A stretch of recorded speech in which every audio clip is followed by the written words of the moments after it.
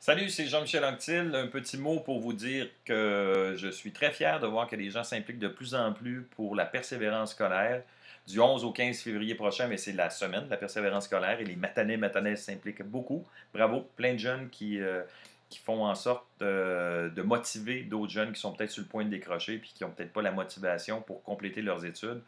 Ben moi, je vous dis, lâchez pas. Il faut travailler fort et ça va rapporter. Peut-être pas tout de suite, mais à long terme, vous allez être content. Vous allez être content. Vous allez être très content d'avoir persévéré à l'école et de pouvoir réaliser vos rêves plus tard.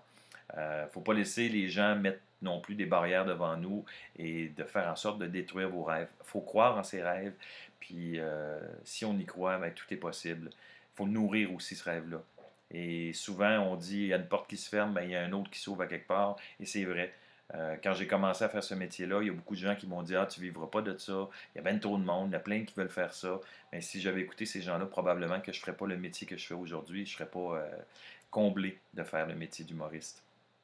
Il y a des gens aussi qui se rendent compte en cours de route que leur rêve était peut-être ça, de devenir humoriste, de travailler sur la scène, mais ils ont une gêne quand ils se retrouvent devant des gens, mais ils découvrent qu'ils ont un talent pour la scénographie, l'éclairage, les fait triper, ils deviennent preneurs de son. Donc ils travaillent dans le milieu du spectacle, mais c'est par la bande qu'ils sont arrivés là, et ils sont aussi heureux que s'ils étaient sur scène.